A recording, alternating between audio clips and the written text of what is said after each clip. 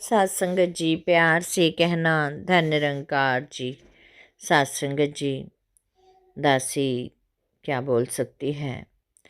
रहमत करो, बख्शिश करो सात संगत जी, जो दासी बोलती है अपने जीवन में भी लागू कर पाए। सात संगत जी, बोलने को तो हम कुछ भी बोल जाते हैं, हम ये करते हैं, हम वो करते हैं, लेकिन सात संगत जी, एक जो जीवनी है वो हम अपने निरंकार के याद में करें। सात संगत जी, हमेशा उसको याद रखें, सिमरन करें, सेवा करें, सत्संग करें। सात संगत जी, सतगुरु की सेवा 3 रूप की होती है, सेवा, सिमरन, सत्संग। सात संगत जी, तन से, मन से, धन से। यदि सात संगत जी हम ये तीनों ही अपने जीवन में ढाल लेते हैं तो सात संगत जी हम अपने जीवन को, आने वाला सात संगत जी जो हम जी रहे हैं, जो हमें मानव रूपी शरीर मिला है, तभी हम सात संगत जी उसका कर्ज उतार पाएंगे। सात संगत जी, एक समय की बात है, शहंशाह जी के समय की बात है कि हरिद्वार में सात संगत जी एक आदमी रहता था। वो सात संगत जी लड्डू गोपाल की सेवा किया करता था, कृष्ण भगवान की सेवा किया करता था। सुबह उठता, नहाना धोना, खाना पीना, भोग लगाना, जो भी सात संगत जी खुद की उनकी दिनचर्या होती थी, वही वही अपने उनको लड्डू को गोपाल की सेवा करते। सात संगत जी रहते रहते सेवा करते करते इतने लीन थे, यही एक इच्छा थी कि उनको एक भगवान के दर्शन हो जाएं। सात संगत जी, अब वो लड्डू गोपाल की सात संगत जी दिन रात सेवा करते रहते, और जब भी जो भी कुछ खाते उनको भी सेवा करते। सेवा करते करते जीवन बीता। सात संगत जी, उनका बुढ़ापा भी आ गया, लेकिन सात संगत जी उनको दर्शन नहीं हुए, और वो हर समय यही कहते कि क्या मेरे ऐसी क्या त्रुटि है जो मेरे दर्शन ही नहीं होते मुझे। सात संगत जी, फिर एक बार सात संगत जी, शहंशाह जी, हरिद्वार में ही सात संगत जी सत्संग था, गंगा के किनारे सत्संग का शिविर लगा, वहाँ पर सत्संग होने लगा। सात संगत जी, बहुत समय पहले वहाँ भी इतना रौनकें नहीं होती थी, सारा जंगल ही जंगल हुआ करता था। वहाँ पर सात संगत जी जब व्यवस्था की गई सत्संग की, तो सत्संग हुआ। उस जो बुजुर्ग जो लड्डू गोपाल की सेवा करने वाले महात्मा थे, उनके कानों कान खबर पहुंची कि यहाँ पर एक संत महात्मा ऐसे आए हुए हैं जो कि एक निरंकार का रूप है, उनके दर्शन कर लो तो भले ऐसा लगता है मानो जैसे एक निरंकार के दर्शन हो गए। ये बात सात संगत जी उन तक भी पहुँची। उनको बड़ी ही इच्छा हुई कि कल मैं सत्संग में जाऊंगा और उनके दर्शन करूंगा, हो सकता है मुझे भगवान के वहीं पर ही दर्शन हो जाएं।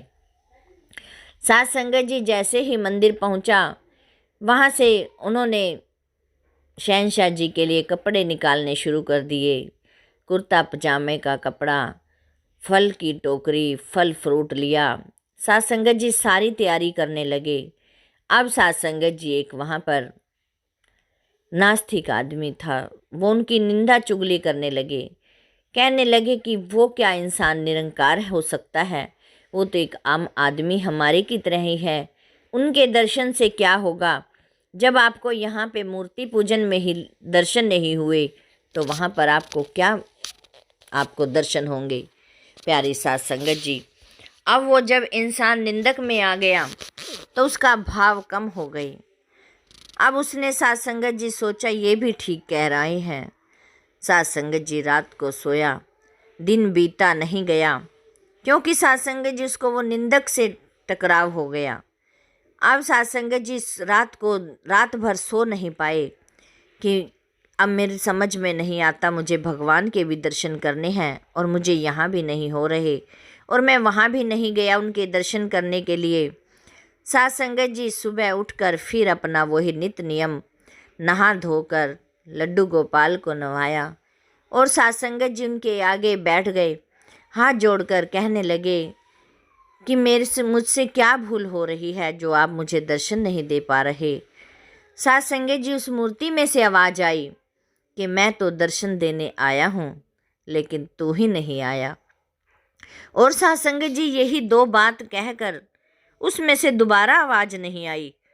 अब साथ संगत जी वो बुजुर्ग इधर उधर देखे और हक्का बक्का कि आवाज़ तो यहीं से ही आई है।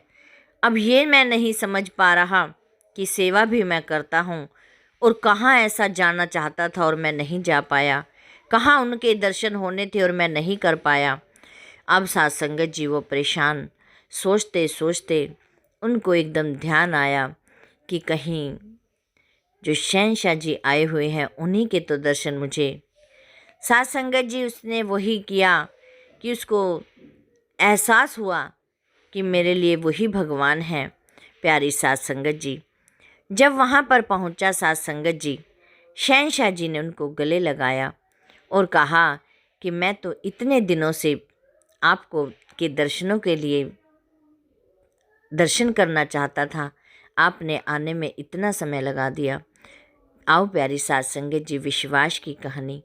साथ संगत जी, जब हमें विश्वास हो जाता है तो हमें साथ संगत जी सतगुरु अपने आप ही दर्शन देने के लिए आ जाते हैं।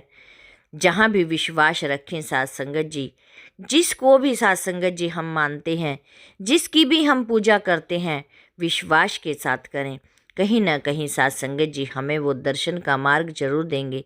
जैसे कि साथ संगत जी लड्डू गोपाल की मूर्ति ने उनके दर्शन कराए।